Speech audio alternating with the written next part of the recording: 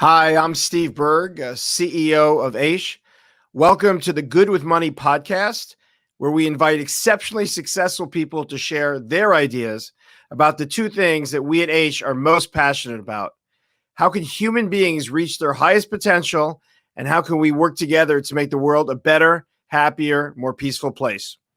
And just before we get started, please take a moment to subscribe to our YouTube channel and feel free to like and comment below. Today is my honestly great pleasure to introduce Adam Milstein. Welcome, Adam. Thank you, Rabbi Berg. It's always a pleasure speaking with you. We met a few years ago here in my office. That's right. Here we meet again. Absolutely. And I was saying I want to get more of your background, but I'm so excited to get into your work. I feel myself a little bit holding back. This is a conversation I've been really waiting for a while. Adam, could you maybe tell us a little bit about your background? You have such an interesting background. I know a lot of your work is on Israeli Americans, but you have a background in Israel, then shifted on to America. So tell us a little bit about growing up in Israel and kind of what focused your values. Absolutely. So I was born in Israel and grew up in Israel, born in 52. And during 1973, the Yom Kippur War, I served my mandatory duty. And I actually was stationed in the Egyptian front. I crossed the Suez Canal with the Ariel Sharon brigades. I think it was a unbelievable experience for me. But the fact that I came out alive made me, first of all, stronger and also determined to do good things in life. And after being released from the army, I got married to my wife until today, Gila. We've been together since 1971, so more than 50 years. And Wow. We got married in 74. I went to the Technion also after getting married. So I finished the Technion. I worked with my family in construction. And then in 1980, I decided to come here to the United States just to clean a little bit my head from all the hard work in Israel. And it was really hard to work in Israel in the 70s. Begin became the prime minister. Inflation jumped from 20 to 200%. Sure. It was impossible to finish project, but finished, decided to clean my head, came here to do an MBA. I told my wife, 2 years, we're coming back, let's close the house, furniture, everything. We took our two young daughters with us, came here, landed in Los Angeles. I picked up USC as a school to do the MBA. Mm-hmm. And within 2 years, got the MBA. And I told my wife, let me just work a few more months just to get some of the tuition back. It was very expensive for a young family to come here and also going to school. And all right, so she said, no problem, but no more than just a few months. And then, the story is such a usual story. A few months became few years, and few years became 10 years and 20 years. And now we're celebrating or mourning 40 years of being in the United States. Being here, after finishing SC, I started working in commercial real estate. And really was very focused on building a business, growing up my family, and wasn't really that much involved in philanthropy or any public work. But that kind of changed in about 20 years ago. In 2001, we had the second Intifada in Israel, and I noticed all the newspapers and leftist organization actually criticizing Israel for the terror waves that was taking over Israel. People in Israel, my brother and sisters, were killed, and the media here was actually criticizing Israel for the terrorist wave. And I decided that, as an Israeli, and at that time I call myself Israeli, I need to do something. And I got involved in philanthropy in mostly the organization, the alphabet organization that everybody knows, the APEC, the Stand With Us, the AJC. Sure. And through them, I wanted to be engaged in pro-Israel activism. Over the years, from just being a donor in few organizations, I became a donor to tens and tens, if not hundreds of organizations. And whenever I think that there is a gap, there is something that needs to be done where nobody's doing it, You I jump step in. in. I actually helped to create a project. And altogether, I have funded many organization projects and made sure they're all working together as a synergy and Get things post done. network. So that's kind of my voyage of what almost 70 years in a nutshell. Well, that was like the table of contents of our entire conversation, because we're going to have to unpack that. First of all, I just want to tell folks that may not know this: the Technion is the MIT of the Middle East. It really is a terrific place, and that's obviously where you started your education. Maybe you could just walk me through LA. You came over, you got your MBA, you're starting. What was the difference in terms of working in America versus coming off the Israeli system? I've actually done the opposite. I started my work career here, and now I run an Israeli institution. But what was it like, just culturally, business wise? It was a day and night. In Israel, as I mentioned, I was in construction. I was a developer, and we have built apartment building or condos. I guess it's condos, it wasn't for rental. And we sold them at fixed prices, and we signed contracts with vendors at fixed prices. As the inflation went up, I was expected to deliver the condos at the price that people signed up. But my vendors refused to come to work because they said, listen, Adam, we're losing money on you.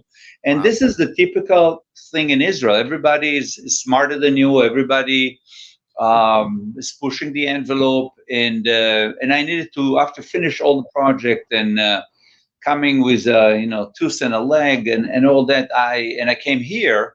I found America to be a completely different country, and not really the country of unlimited possibilities, where if you behave as expected and you work with people, I mean, it's pleasant. You can accomplish a lot, and I really was very successful in business and didn't need to attack or aggravate or sue anybody.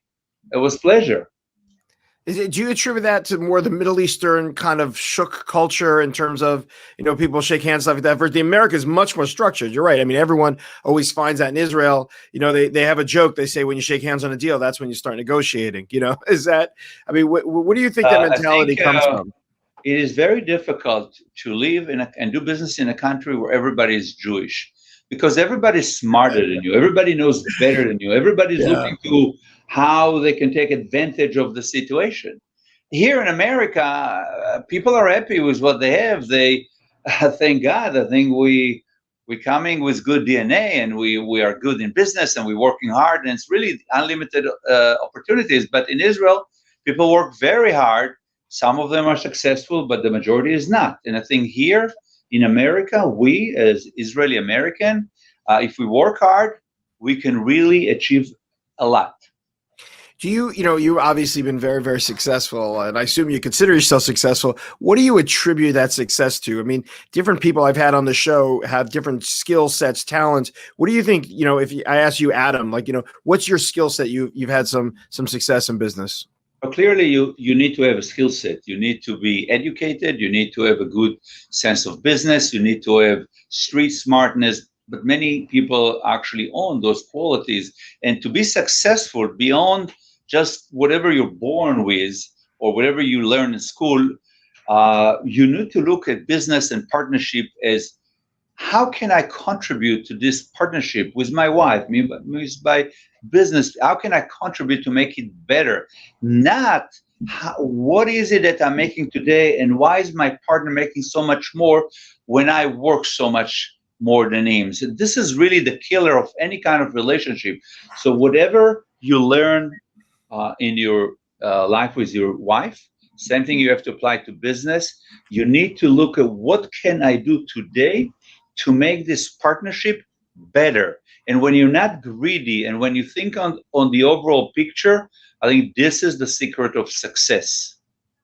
And I think you're absolutely right. And I think that to a certain extent, people want to do business with you over and over again, because they understand that, you're out for a win-win situation. You're not always kind of trying to figure out why, exactly. You said it perfectly. Why does that guy have $5 and I have $4? When everyone is benefiting. Have you had situations through your long career where you're like, oh my gosh, I have no idea how I'm going to get out of this? like a lot of pressure. That's one of the things I found also with successful people. At some point, they were teetering on the edge, and they just were able to hold it together. No, I don't think, at least recently, I have those situations. I'm very relaxed.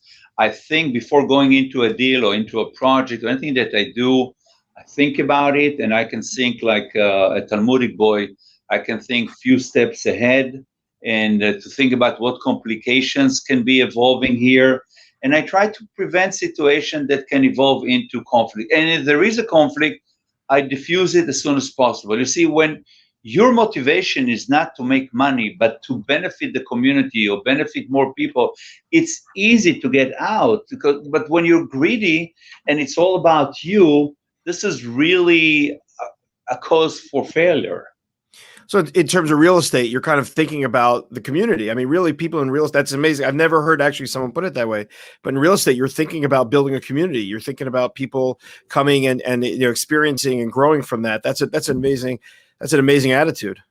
Well, real estate is a business, but I don't look out to maximize it. There are people that are getting their tenant evicting and raising the rents to squeeze every penny. And for me, is live and let live. I don't maximize the rent. I don't push out just because I can maybe make more money. I'm well-to-do, and I don't need to push everybody around. I want to have everybody should enjoy life, be a good citizens, and be happy.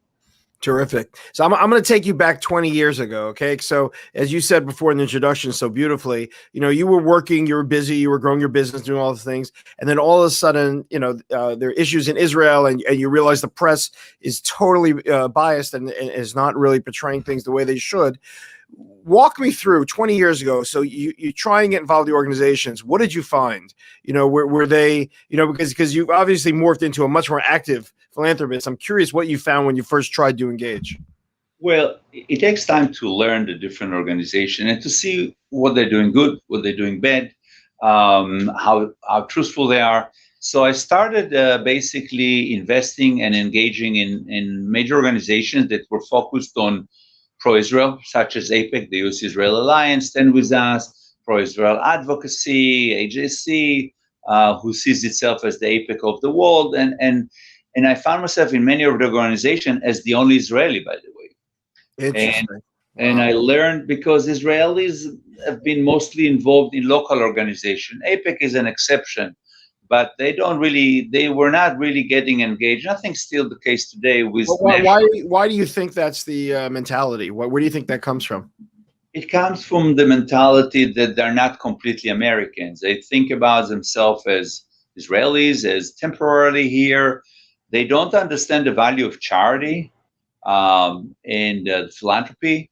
So they tend to really be focused on themselves, their close friends and community, their schools, their synagogue, if they're part of a synagogue, which is an exception, as you know, and much more local in the way they think. They like to help the homeless and the poor people and the sick people, things that really warm your heart. They don't think as a philanthropist, that they're really local in their mind. But as I was going into and investing in this organization, I noticed that they don't like to work with each other. It's my way or no way. And I am I'm the best. And if I work with other, my brand can be hurt, or I won't raise as much money, and I'm opening my donors to more people. So I found that they don't like to work with that much. And they also don't like to change. Whatever they done, look at ADL, whatever they done, or agency, whatever they done for 100 years, they want to do for the next 100 years. Whether it's totally relevant today or not the issue. They have their way. And they want to. This is who we are. This is what we do. If you like it, come join us. And that's what worked for us for 100 years, and that's what we're going to continue to do. So I found very hard to work with them, extremely hard to get them to work with other organizations. And so I started creating projects to fill up the gap. And mostly, by the way, I hear myself twice for some reason. Did you hear myself twice? Okay, and mostly, so I'll start from the beginning.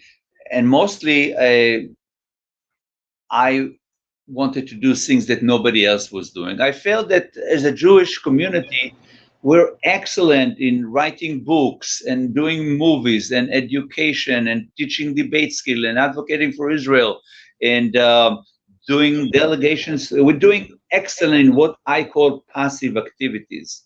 But clearly, hatred to Israel and anti-Semitism has been going up for the last 20 years. It was obvious to me because I was in the front, and it was clear to me that if we will not complement all the good things that we're doing with things that we're not doing, we have no shot against anti-Semitism.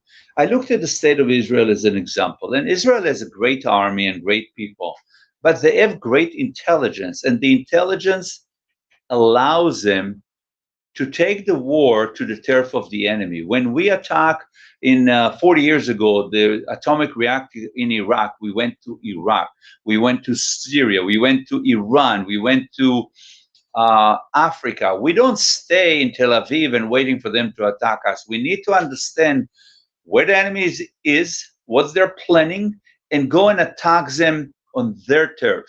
And that is the use of intelligence, I felt, is extremely important. If we want to fight the enemies, like the state of Israel fights its enemies, we need to use intelligence and do things that are outside of the box and consider going on the offense. So I started investing in more and more things that are outside of the box and that very few people like to do. And I found a great satisfaction from what I was doing and from what I was accomplishing until today.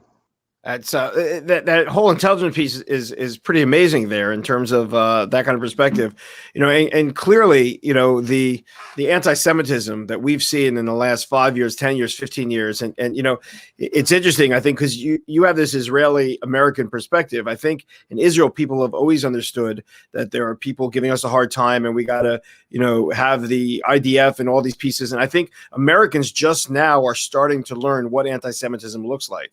You're now seeing cops in front of synagogues and temples in America where they were sitting there in Europe the last 20, 30 years. That's kind of new. What are you finding in terms of this global fight about anti-Semitism? Clearly, Jewish Americans, mostly until today, do not understand the danger from anti-Semitism. They continue to say it cannot happen in America. If we just raise our hand and say never again, then everything goes away. Right. In fact, many Jewish Americans support anti-Israel campaigns, anti-Israel organizations. They try to separate between people and organizations that are anti-Israel and people that are anti-Semitic. But we have explained to them that it's exactly the same. Anti-Israel is basically the anti-Semitism of our century. It used to be hatred toward our religions or our ethnic culture, but today it's hatred toward our country, the country of the Jews. So this is the new form of anti-Semitism, and it's becoming more and more violent. So many of the projects I do today are focused, how can we protect our community from a violent anti-Semitism, not just anti-Semitism on media and social media, which is totally allowed in America based on freedom of speech, but it now leads to violence. And very interesting to see that the people that took violence into their hands during the last operation in Gaza were actually Palestinians. Palestinians took things to their hands and attacked Jews in America, in New York, in Los Angeles, in other places. It wasn't white supremacists. It was radical Muslims who now feel emboldened to attack Jews on the streets. And we still don't understand the danger that we're facing here in America, especially with hatred that is promoted by radical Muslim and radical left. So it's interesting because we just I was at the UN last week with Gilad Erdan, who's just a terrific person, the ambassador to the UN, and Gilad convened all the Jewish organizations you were talking about, and I was sitting at the table, and I said, they wanted to fight against anti-Semitism. The 20th anniversary of the Durban conference was coming up, all those pieces, and I said to him, I said, all this is great, but the bottom line is until you get on social media, it's totally worthless. And I said, the Jewish community only knows how to communicate in the way it communicated the last 50 years. And we've shifted everything onto social media. And as a matter of fact, it's interesting. Rabbi Rick Jacobs, who's the head of Reform, was there. And I said, we just lost the last battle for social media with the last action. Rick Jacobs says, Rabbi Berg's wrong. We didn't lose it. We didn't even show up to fight. And he made the case even stronger than I did. But I got the feeling sitting in that room, I didn't feel that everyone knew what to do exactly, but people understood that we are getting destroyed on social media. Absolutely. The radical Muslim found a way to unite and build coalition with the radical left. And so the Islamo-Leftist Alliance is the alliance that is really targeting Jews in Israel. And now we found it very surprising that even white supremacists are adopting the messages of the BDS movement. They didn't even know Israel existed, white supremacists, and now they're all becoming anti-Israel. It's Israel, it's the occupation, it's the apartheid. They are adopting all the nonsense that the Islamo-leftists have been throwing at us for 20 years. But I want to tell you that I've been fighting anti-Semitism a long time. And I came to the realization that the Jews alone cannot defeat anti-Semitism. With all due respect, we're not capable of defeating, except for the state of Israel, that is different type of Jews, different brand of Jews. Jews in the diaspora have never been able and will never be able to defeat anti-Semitism. And you can analyze it, but we're small in numbers. We are split. For everyone that want to fight, there is one that says that we deserve anti-Semitism. But I think the most important thing, we don't want to fight. We don't want to take any risk. I hear it so many times. People say, Adam, I can't take any risk. I have too much to lose. I need to protect my name, my business, my family, my home. I cannot do anything. You're on your own. We can't help you. We know that it's good what you do. We can't give you money. We can't give you support.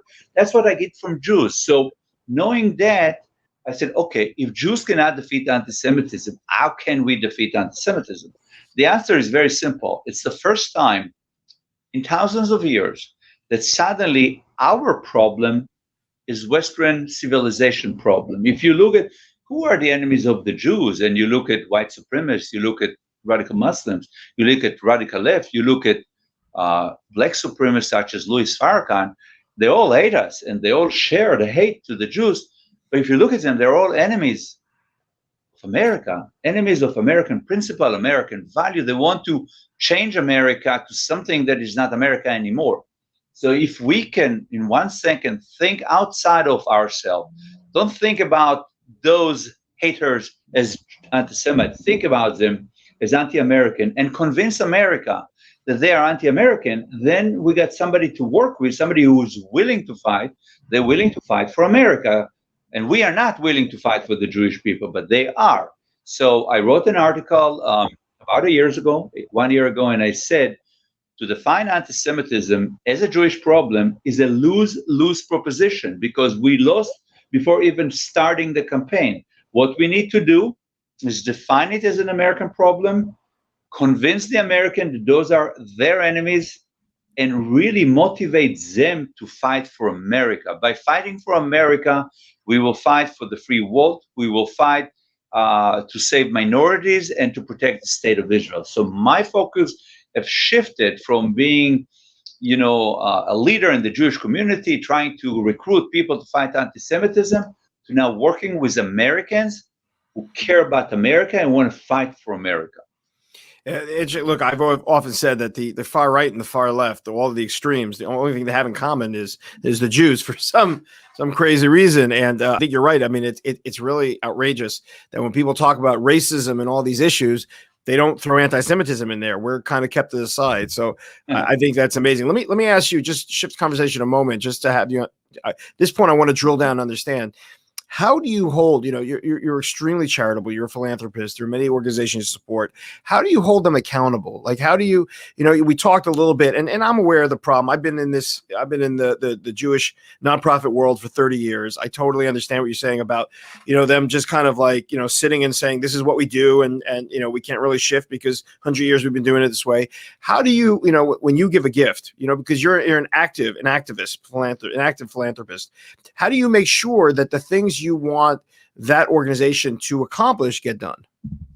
Excellent question. So I'm no longer making general grants to organizations. I I know the organization for many years, and I know what areas the organization is engaged in, and where they're good and where they're bad. And I always find an area that the organization wants to do, I want to do, and then I say, listen, guys, I'm willing to give you a grant, substantial grant, not $5,000. You can't really ask anything for $5,000, but let's build a plan we can execute together, or you can execute and just keep me posted, like create phases. And those projects have to do along the lines of what I'm trying to accomplish. For example, if I believe that anti-Semitism is an American problem, I want to work with American organization that can best present the American people with the fact that those are the enemies of America. If it comes from me, they'll look at me, you're a Jew, right? Of course you're saying it. But if it comes from a non-Jew, if it comes from a think tank or a do thing that is American in nature, and they say it, then they're much more, I think, traction to what they're saying. So every organization I support in a significant amount, I build an action plan with them, even though they can be maybe 1,000 times bigger than me, but they're willing to work with me because they understand that this is actually serving their own interests. So I find the common area we can work together. We build a plan, we execute the plan, and because I'm working with so many others, I am able to demand that those organizations work together. So looking about anti-Semitism, I'm working with some of the largest organizations in America that are more conservative in nature, and they're all working on anti-Semitism. Organizations such as the Heritage Foundation, the Manhattan Institute, the American Enterprise Institute, the Foundation for Defense of Democracies, and the list goes on and on. And they've never dealt with anti-Semitism as a focus, but now they're all working together on really establishing that anti-Semitism is an American problem. That's how you accomplish a lot with minimal means, but because you're active, you actually, I think, create the plan, make sure it's executed, and then connect between the dots. You can accomplish so much more together. What's amazing about this conversation is that it sounds to me like what you learned at USC Business School, you've applied to philanthropy. And the greatest, I tell everyone, the greatest summer of my life was I went to Harvard Business School for a nonprofit management course. And, just seeing and being able to put the KPIs down and being able to kind of set that up. And that's what I really appreciate here. I think, and the truth is, I'm going to take a guess here, but my guess is the folks on the nonprofit side probably also appreciate it because you're helping them make things clear. You're helping them, it's just kind of zero in on what they want to get done and how to get it done. Absolutely. So I am active philanthropy is somebody that has the complete package. It's not common in philanthropy. Usually you have people that write checks, right, or you have the professionals that run foundations that they are bureaucrat in natures and they've been in different organizations for all their life. For me, it's a combination. I'm a businessman, so I'm using business skills to actually create projects and to move them forward and use my connection, use my vision. And there's so much more. I think I'm very lucky. There's not too many people in my situation. There are many rich people, or there are many people that have time, or many people with great ideas. The problem is to do it together because the people that write checks just want to write checks. The people that have idea wasting all their time trying to sell their ideas. I can put it together. I have an idea. I can execute it. I can connect. I was put in a special situation, and I'm using it to be a very active and effective philanthropist. I want to tell you something that I need to tell you. When I started in this business in real estate, I connected with a modern Orthodox partner. His name is David. And as a modern Orthodox, charity is part of life, and you give at least 10% of your earning to charity. It's not a question. This is life. But David told me something that was very fascinating. He said, Adam, it doesn't work like that. It's not that you give 10% of your earning. No, whatever you give, and you can give as much as you want, God finds mysterious ways to give you 10 times more. Now, I'm not Orthodox, and you can tell me this and that. I need to see it from my own eyes. I wanted to see. And David showed me, listen, look at this. We just gave a donation here. We got 10 times more here. Or we did this. I mean, it's not always 10 times, but it's clearly when you're philanthropic, good things happen. And I think it's not just that, but I think God look down and a lot of people are rich, but God wants people that are not just rich, but also philanthropic to do more, to distribute the wealth, the knowledge to more people. So God wants me to do more. God give me the ability to do more. So I'm very lucky to be in this situation and really use all the different abilities and gift given to me. Amazing. Well, look, Adam, I have to tell you, first of all, God bless. God should give you the strength. I just have to tell you, I was so excited to have this conversation. And now that we've had it, I'm even more excited because what you've done and the way you've gone, a whole community, the American Israeli community, other communities, and people focus, and even non-Jews kind of focus on this has been great. And I think you ending just with the Almighty and kind of expressing how God gives us gifts and we have to pay it back is a beautiful way to end. I can't thank you so much for being here with us today. Listen, it's my pleasure anytime. Thank you, Rabbi Berg, and looking forward to seeing you soon. Absolutely. And hopefully in Israel soon. We'll get together and have a coffee there. Amazing. That's good.